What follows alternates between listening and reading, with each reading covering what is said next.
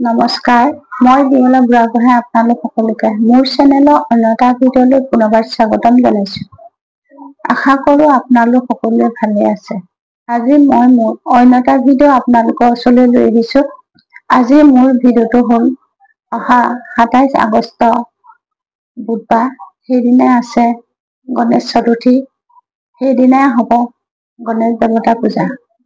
সকলো দেৱী দেৱতা পূজা কৰাৰ আগত গণেশ দেৱতা পূজা আগত পতা হয়। গণেশ দেৱতা হ'ল বিঘ্নহৰ্তা। গণেশ দেৱতাই বিদ্যা বুদ্ধি প্ৰদান কৰে আৰু গণেশ দেৱতাই বিঘিনি নাশ কৰে। গতিকে আমি সেইদিনা গণেশ পূজাটো সকলোৰে ঘৰত কৰিব পাৰিলে ভাল। উঠি অহা ল'ৰা ছোৱালীবোৰকো গণেশ পূজা কৰিবলৈ শিকাব লাগে।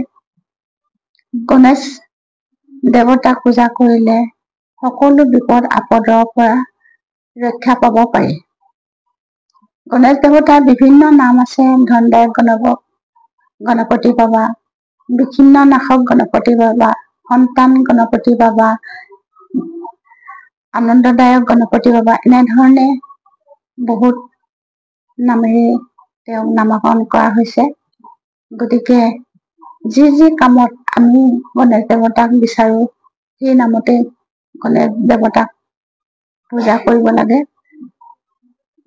গতিকে সেইদিনা আমি গণেশ দেৱতাক গুৰ আৰু গৰু ঘিউ ভোগ হিচাপে তেওঁৰ আগত অৰ্পণ কৰিব লাগে। গণেশ দেৱতাই গুৰ বহুত ভাল পায়। গতিকে তেওঁৰ পৰা ভাল ফল পাবলৈ বা আশীৰ্বাদ পাবলৈ আমি সেইদিনা অকণমান গুৰ আৰু অকণমান ঘি দি তেওঁ ভোগ হিচাপে অৰ্পণ কৰিব লাগে। আজি মই মোৰ ভিডিঅ'টোত গণেশ দেৱতাক কি ভোগ দি পূজা কৰিলে আমি ভাল ফল লাভ কৰিব পাৰো তাৰ ওপৰত এই ভিডিঅ'টো আপোনালোকৰ ওচৰলৈ আগবঢ়াই দিলো। আপোনালোকেও গণেশ পূজাটো কৰি চাব, আপোনালোকে ভাল ফল পাব। মোৰ ভিডিঅ'টো চাই যদি ভাল পালে লাইক কৰিব। অন্য এটা ভিডিঅ'ত পুনৰ লগ পাম। আজিলৈ আহো। নমস্কাৰ।